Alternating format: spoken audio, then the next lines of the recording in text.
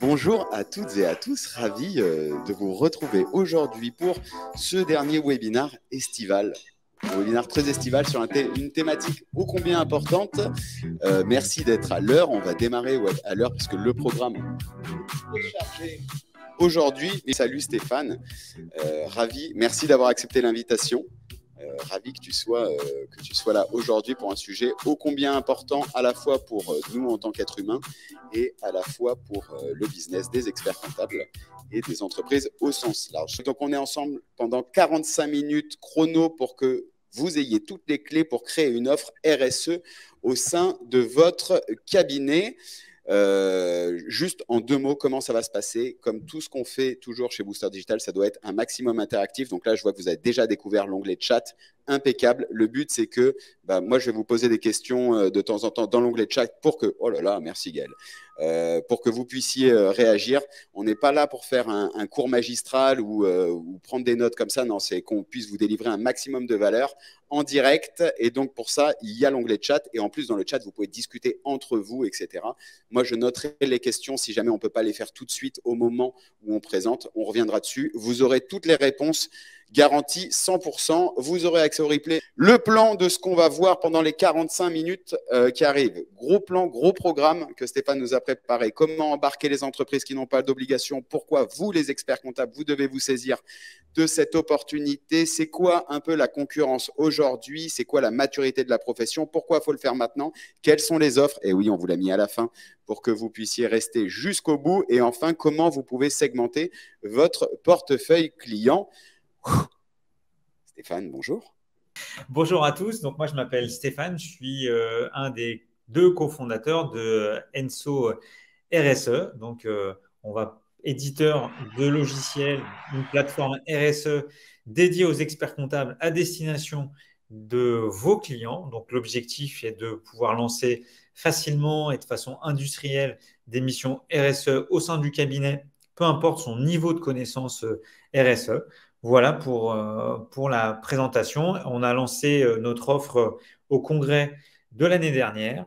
Donc, tout le contenu qu'on va vous présenter avec Alexis ne tient qu'à moi. C'est plus de 300 cabinets rencontrés. Et voilà, donc ce n'est pas de la théorie, c'est plutôt de la pratique. Et donc, comme toute pratique, il y a forcément une phase de contenu qui m'est propre. Et voilà.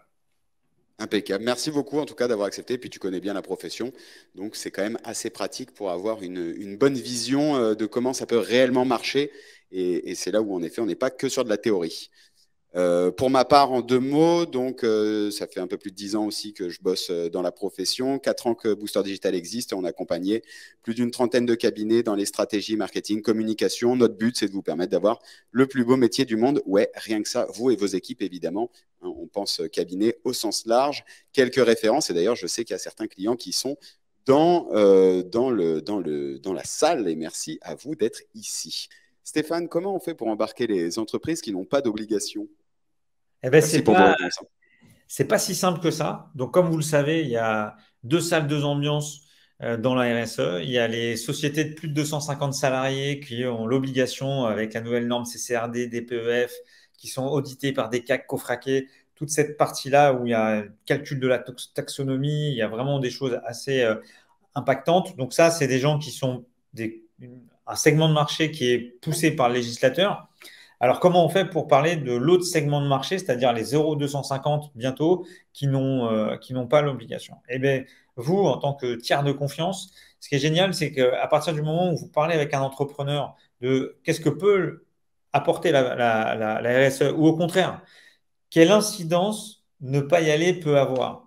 Eh bien, quand on discute avec des dirigeants de PME, il y a 4 thématiques qui sont très fortes. Le premier en bas à droite, c'est la risque de pérennité. Le risque de pérennité, c'est-à-dire que la durabilité, c'est pas les abeilles et les pots de fleurs, c'est analyser son modèle d'affaires. C'est de se dire, est-ce que dans 3 ans, je pourrai recruter des collaborateurs? Est-ce que dans 3 ans, ma matière première nécessaire à mon produit sera toujours existante? Est-ce que mes clients seront vivants? Est-ce que mes fournisseurs seront vivants? Et donc ça, c'est un vrai sujet qui intéresse tous les entrepreneurs et entrepreneuses, c'est la durabilité et le risque de pérennité. Le deuxième, c'est la perte de business. On en parle beaucoup. 30% des appels d'offres publics, c'est de la donnée extra-financière. Donc aujourd'hui, même si je suis une boîte dans le transport, dans le BTP, dans l'industrie, et que je réponds à un appel d'offres public, je dois donner 20 à 25% de mes données en extra-financier. Voilà, ça c'est la partie appel d'offres public. Également, la RSE, c'est les parties prenantes et la chaîne de valeur. Et c'est-à-dire que si je suis client ou sous-traitant d'une fournisseur plutôt ou sous-traitant d'une société qui a l'obligation, donc qui fait partie de la salle des plus de 250, je dois aussi montrer patte blanche. Donc aujourd'hui, les TPE, PME, lorsqu'ils veulent continuer à travailler avec des FH, avec des structures plus importantes, doivent donner ces données extra-financières. Le troisième, à l'intérieur de cette perte de business, c'est les banquiers. Les banquiers qui offrent des opportunités aujourd'hui de faire des bonis. Aujourd'hui, la BPCE, c'est 0,5 points sur ses crédits, sur ses investissements liés à des données extra-financières et sur des transactions. Donc ça, c'est la partie perte de business. Le troisième, difficulté RH.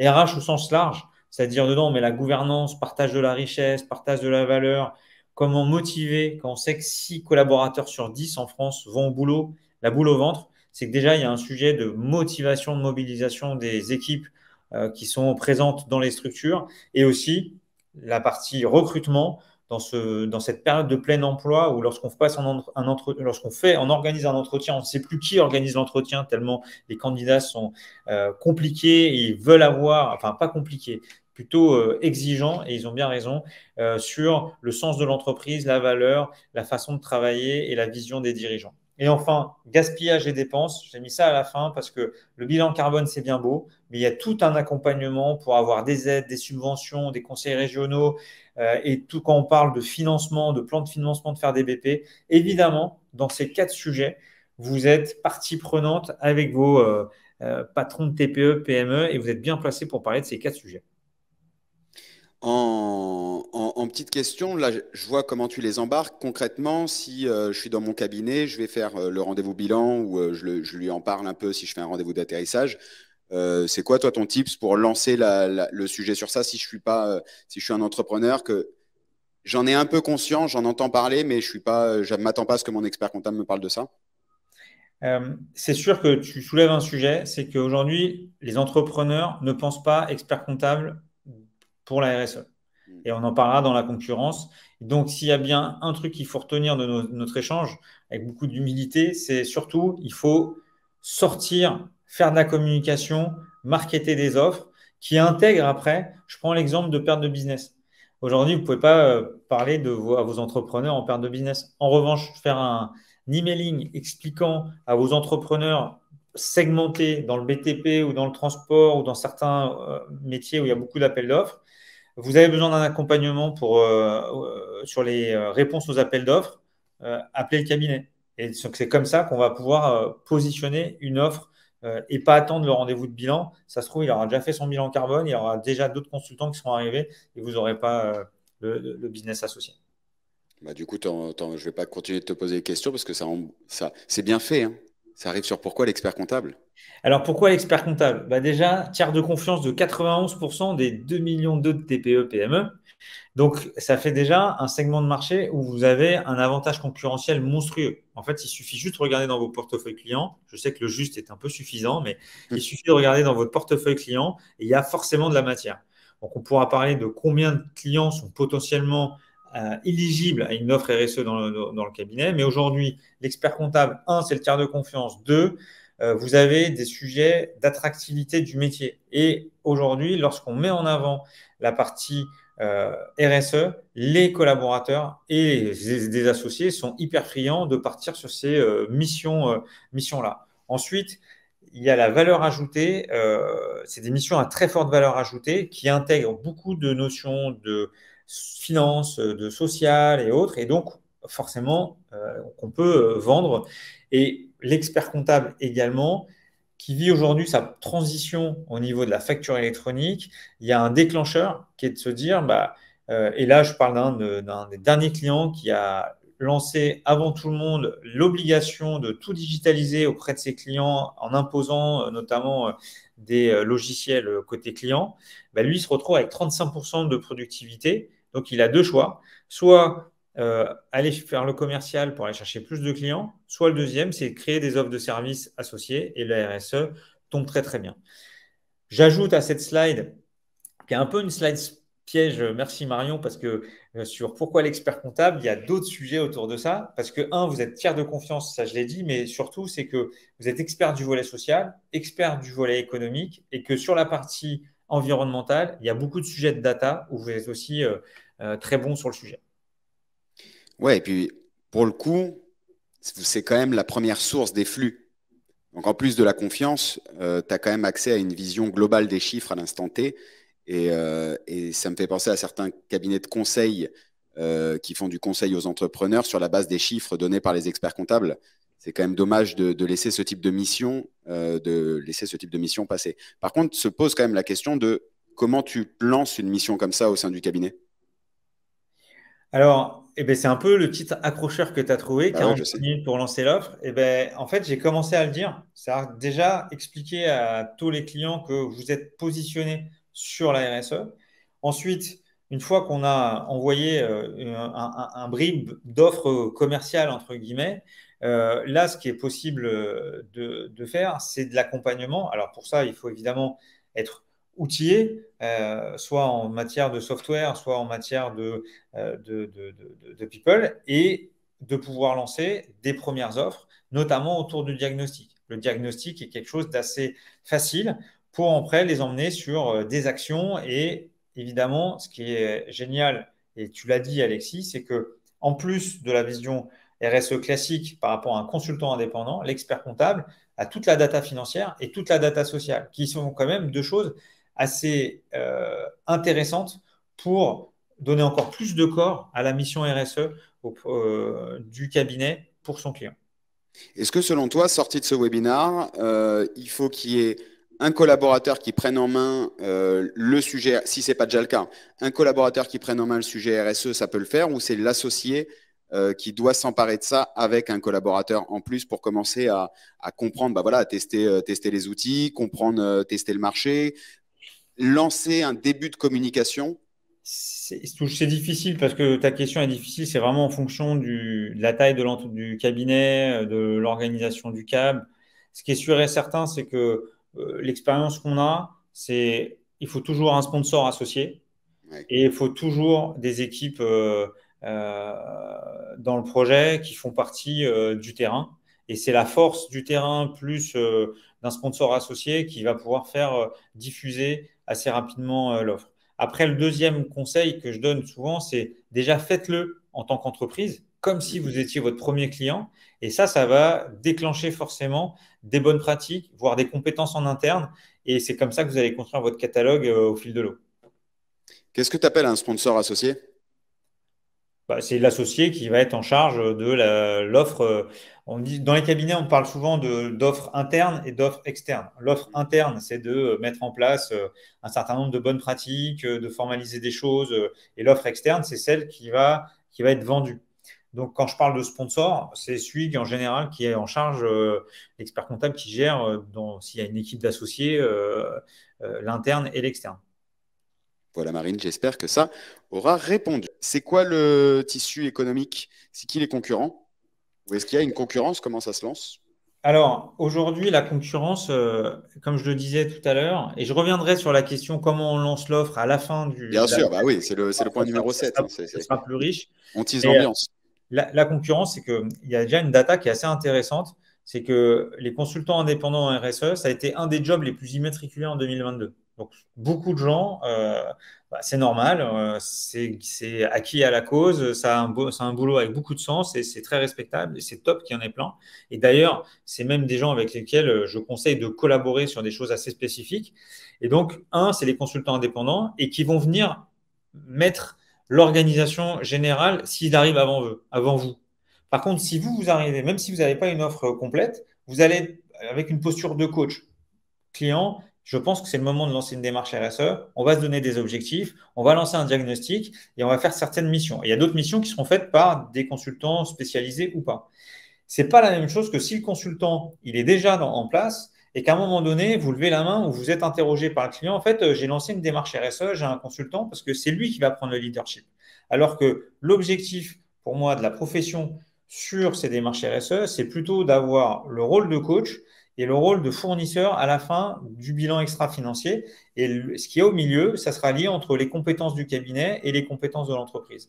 Donc, dans les concurrents, il y a les consultants indépendants, évidemment les cabinets de conseil qui sont… Là, c'est surtout un segment de marché. Les consultants indépendants sont tout azimuts. Les cabinets de conseil vont plutôt voir des boîtes à partir de 50 personnes.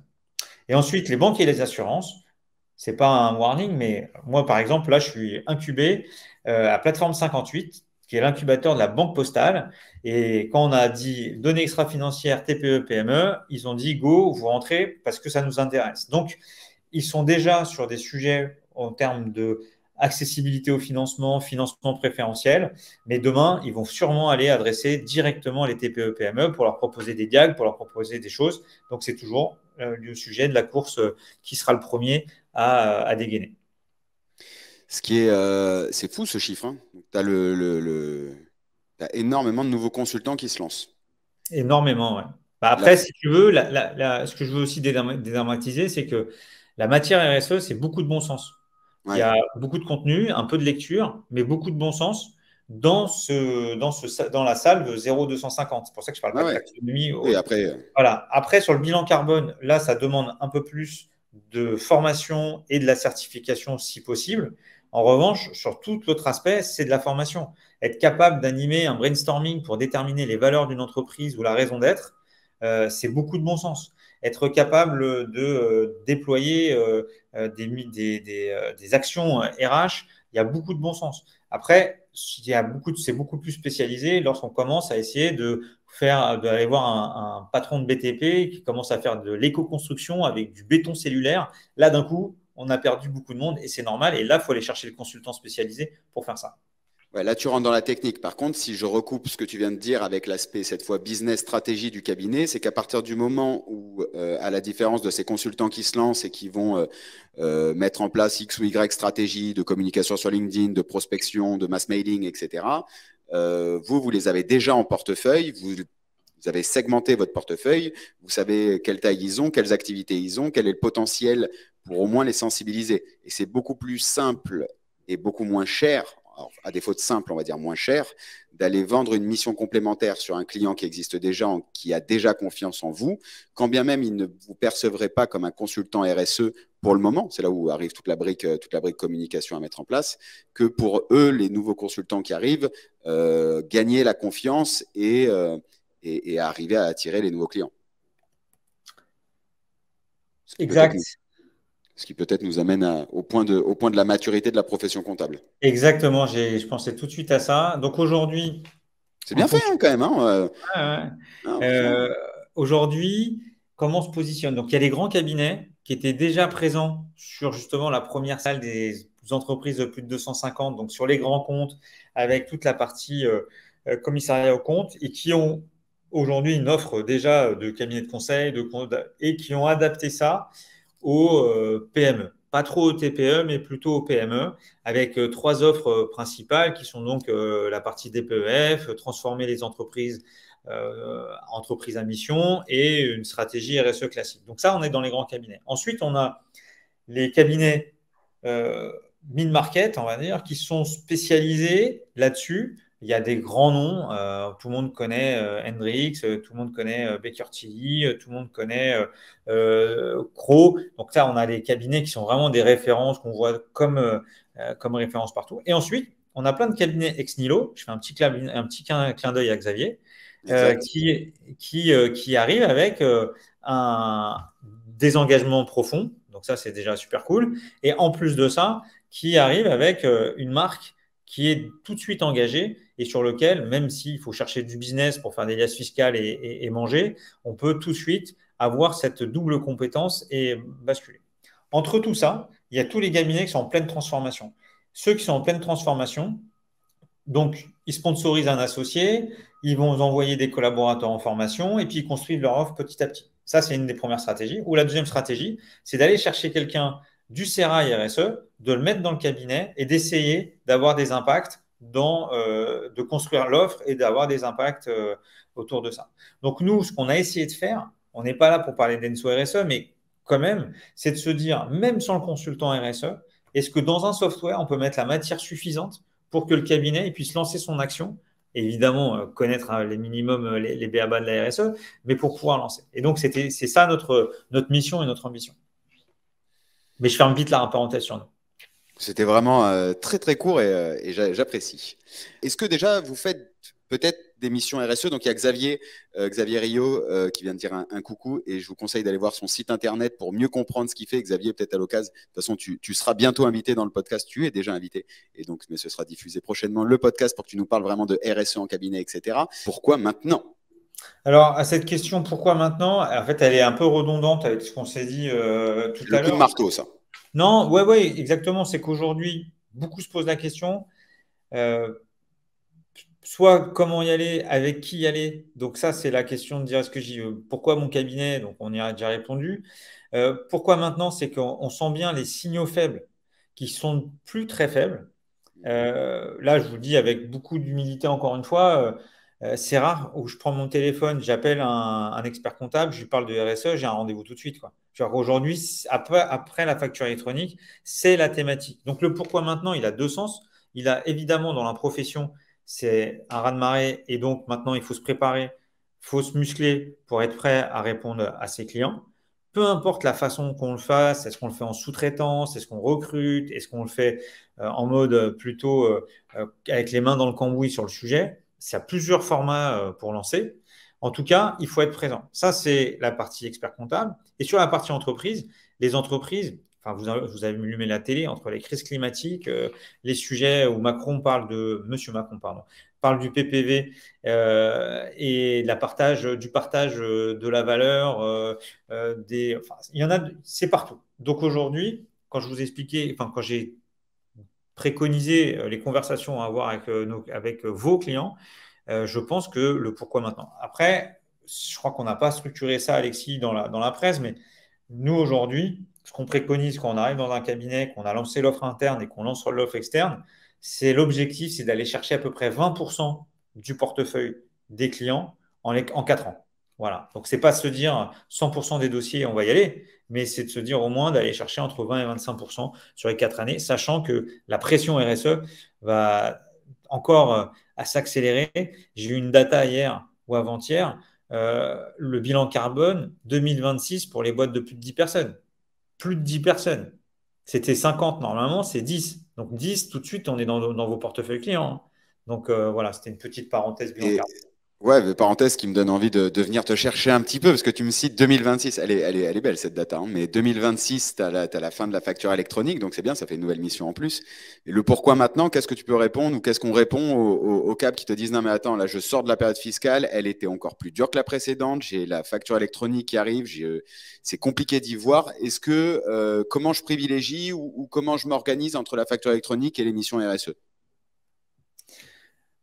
C'est pas les, enfin, c'est pas les Pas les mêmes mêmes chefs, sujets. c'est pas les mêmes chefs de projet en interne, c'est Ok. sûr. Après, ça sera interconnecté, comme j'ai dit tout à l'heure, ça va forcément donner gagner du temps. Le problème, c'est que si vous attendez 2026 et que vous avez votre parcours digital sans couture génial, vous gagnez, et puis que vos clients sur la gestion de patrimoine ou sur la RSE, ils sont déjà partis chez d'autres prestats, ça va être un peu compliqué. Donc, c'est sûr qu'il faut réussir à gérer les deux. Pour moi, c'est pas les mêmes personnes dans le cabinet qui doivent. Mais à un moment donné, et j'avais une discussion avec un faiseur de la profession ce matin, la data qui va sortir grâce à la facture électronique, elle va venir inonder la partie RSE. Donc, c'est Ouais. pas complètement c'est connecté, hein. Ah ouais, c'est ok. Donc, mais c'est bien, faut quand même mener les deux chantiers en ce moment. Faut s'y intéresser. Ces chantiers, les chantiers de transformation de l'offre, en fait, en général, du cabinet, quoi.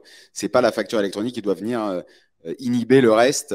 Mm. Au contraire, faut en profiter et le voir comme une opportunité de faire tout le reste. Après, je ne sais plus si on parle d'honoraires, mais aujourd'hui, la valeur contributive d'1 euro de compte alias fiscal de, la, de 70 à 80% des entrepreneurs qui n'ont pas grand-chose à faire, Mm. le même euro, on peut le multiplier par 3 et par 4 avec la RSE.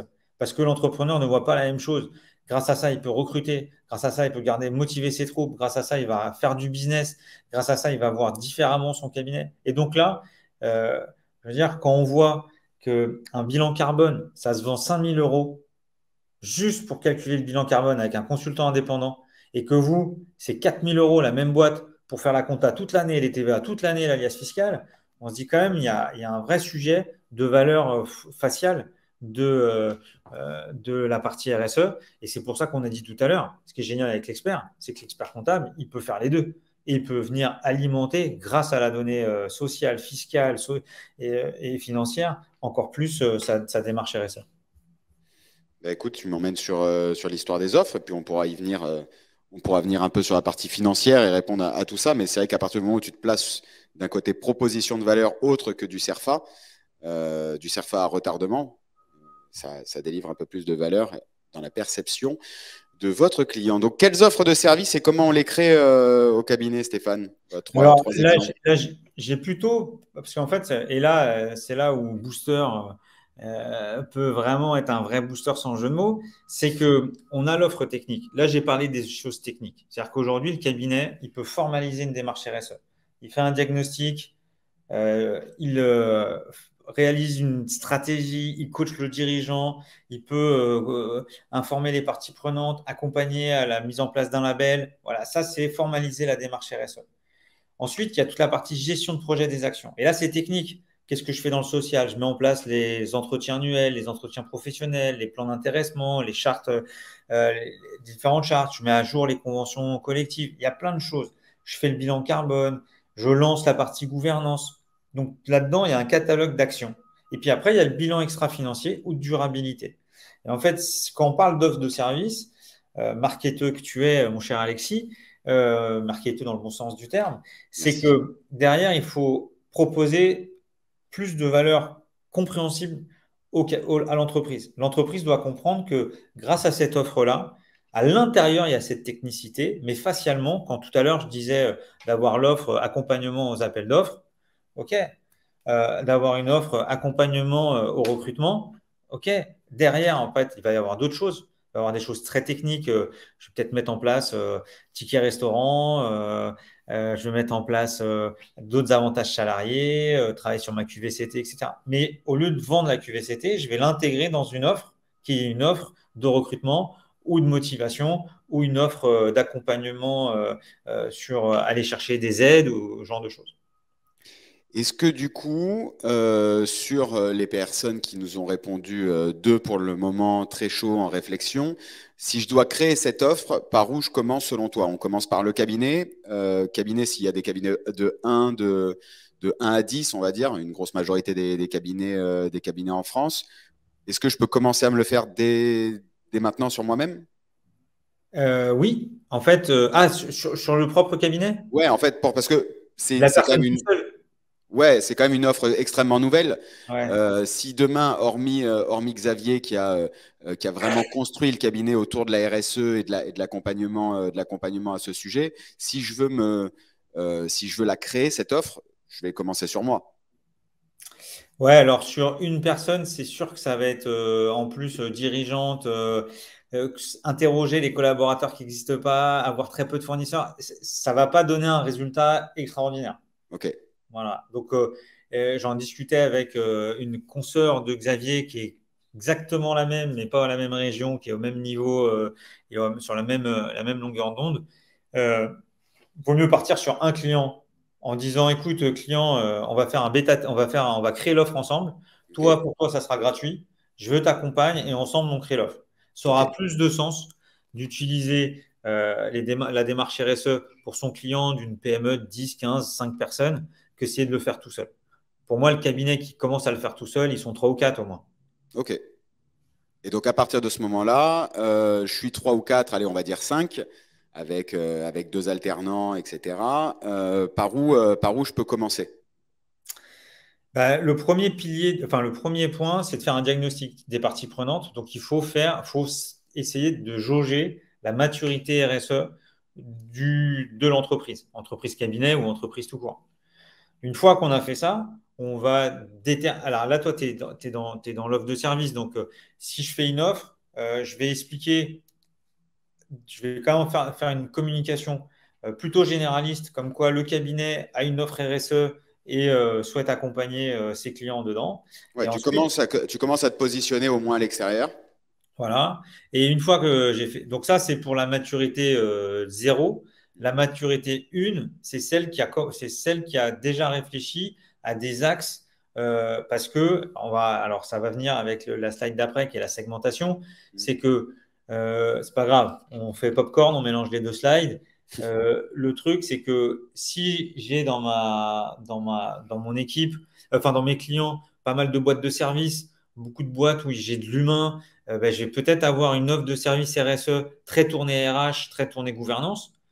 Si au contraire, dans mon portefeuille, j'ai beaucoup de BTP, beaucoup de transports qui répondent beaucoup à des appels d'offres, qui ont des grosses galères de recrutement en ce moment dans ces métiers-là, ou des clients qui ont beaucoup d'entreprises avec des grands comptes qui est très sous-traitant et le bilan carbone est hyper important, eh ben, en fait, la question, elle est mouvante. Et en fonction de ça, je vais aller déployer une offre qui correspond à mes clients et qui vont être un facilitateur. Donc, soit je suis généraliste, soit je fais quelque chose de segmentant entre mes clients et les offres. Et après, une petite couche de marketing pour essayer de sortir de l'offre technique, mais plutôt de la proposition de valeur. Et là, ça permet d'avoir un vrai démarrage, quoi. Ok, donc je commence par moi, je regarde ce que je peux faire sur moi. Et là, dans ce que tu viens de dire qui est intéressant, c'est qu'il existe différentes offres, même au sein de la RSE, en fonction des typologies de clients. Tout à fait. Ouais, Allez, je prends un exemple d'une boîte de recrutement. Tu as ouais, quatre commerciaux, une assistante et le dirigeant. Faire un bilan carbone, ça sert à rien. ouais. Ça sert strictement à rien. Là, on est focus RH, focus gouvernance. En revanche, on est une boîte qui fait des boulons et qui les vend à des entreprises du CAC 40. Là, le bilan carbone, le cycle de vie du boulon, il est essentiel. Donc, j'ai Ouais. vraiment pris deux exemples complètement parallèles. Et tu as des exemples, tu vois, sur une. Opposés, pardon. Ouais, comme quoi tu peux le faire quand tu prends l'exemple du cap de recrutement, c'est que c'est pas réservé. Là, c'est un cas concret, c'est que c'est pas réservé. Ça peut s'appliquer à toutes les entreprises, quasiment toutes les entreprises qui sont dans les portefeuilles des entreprises, quoi. Hormis des cabinets, hormis les indépendants, les freelances. Mais si c'est pas freelance, grosso modo, ça peut commencer à s'intéresser. Mais le cabinet de recrutement, je le trouve assez symptomatique cet exemple parce que je suis une belle boîte de 1000 personnes. J'envoie un appel d'offres pour recruter une nouvelle équipe de commerciaux. Mhm. Je suis une boîte de 1000 personnes. Bah, dans mon appel d'offres, je vais avoir des données extra-financières. Donc, moi, je suis cabinet de recrutement, j'ai 5 personnes. Mhm. Si dans la réponse à là-haut, je mets pas, je mets mon prix, mon machin, tout, OK, mais je mets aussi mes données extra-financières. Si je les ai pas, je ne peux pas jouer à l'appel d'offres. Le même exemple, je suis une boîte de recrutement. Vous savez, dans le métier des recrutements, il y a beaucoup de sous-traitance. Et je suis manpower et je cherche des sous-traitants. Ben, je suis sous-traitant de manpower qui lui-même a l'obligation. Ben, mon cabinet de 5 personnes, il est obligé d'avoir ses données extra-financières. Donc, ça concerne tout le monde. Et c'est pas simplement du vent et c'est plus du greenwashing comme ça aurait pu l'être avant, quoi. Si on peut répondre ça aussi à certains clients qui peuvent nous dire, mais attends, la RSE, j'en suis loin, ça me concerne pas, etc. Peut-être ça te concerne pas tout de suite, mais ça va te concerner vraiment demain, anticipe, quoi. Oui, on peut dire ça. Segmentation de portefeuille, qu'est-ce que tu en as un peu parlé, mais quels conseils on peut donner sur ça pour être très pragmatique une fois qu'on a vu un peu les différents types d'offres, Ben, comment on commence à les teaser? comme tout le monde le sait, une segmentation, ça a plusieurs valeurs. La première valeur, c'est de se dire, est-ce que mon offre correspond à des segmentations, à la segmentation de mon portefeuille client? Et à l'intérieur, est-ce que on parle de persona? Est-ce que mon offre correspond au persona? Donc, est-ce que mon offre appel d'offres correspond au patron de BTP ou au patron de transport? Je donne beaucoup cet exemple ce matin, je ne sais pas pourquoi, mais voilà. Donc, on a la valeur sur l'offre et puis après, on a la valeur sur le volume. C'est-à-dire que si demain, enfin, c'est tellement évident, j'ai un portefeuille de 300 entreprises et j'ai 100 entreprises du même secteur d'activité, je vais peut-être aller commencer par celui-ci parce que je vois que j'ai un gros potentiel. Ensuite, il y a toujours le test and learn, c'est-à-dire bah, je commence par des petits échantillons de mon portefeuille pour grandir petit à petit et muscler mon jeu sur ce sujet.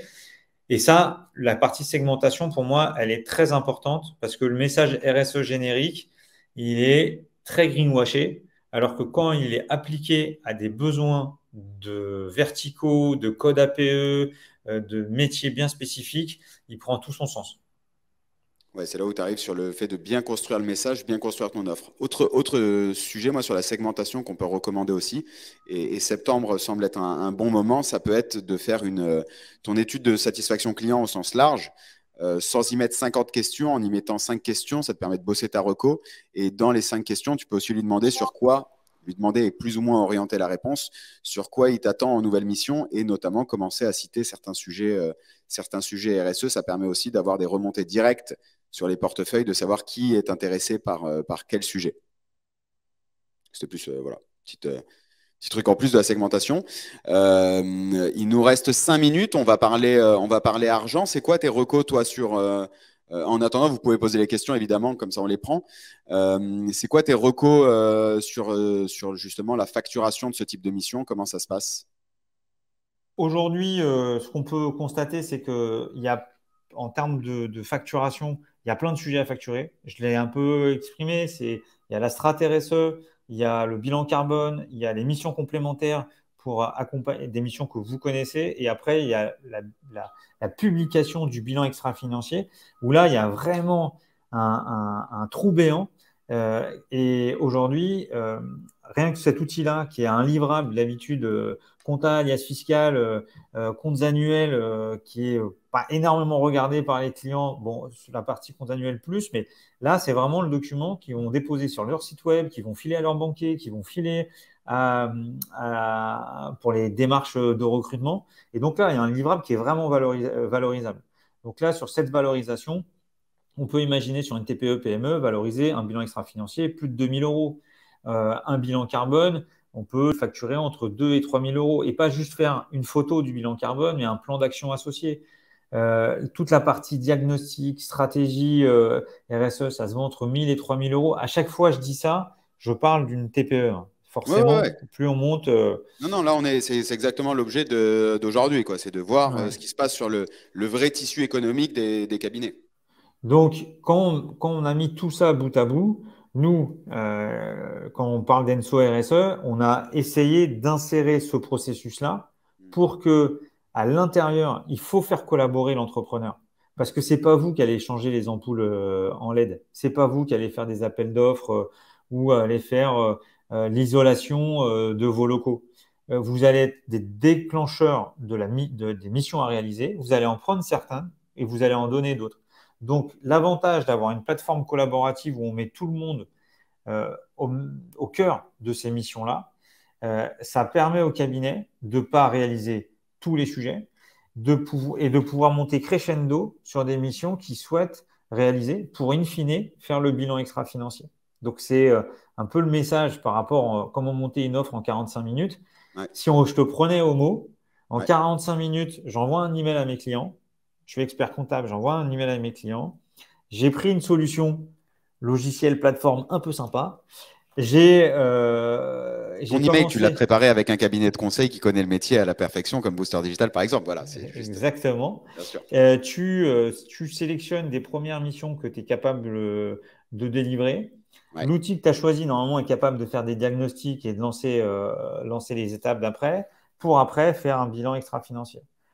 Je lance mon offre. En 45 minutes, elle est partie. Et en parallèle, j'inscris mes collaborateurs à quelques formations. Il y a plein de MOOC, il y a plein de contenus hyper intéressants pour après faire grandir les équipes jusqu'à après les formations les plus connues dans le milieu. C'est formation ABC pour la partie bilan carbone, EONES pour, pour la partie formation de la création d'une offre RSE, comment accompagner ses clients, etc., etc.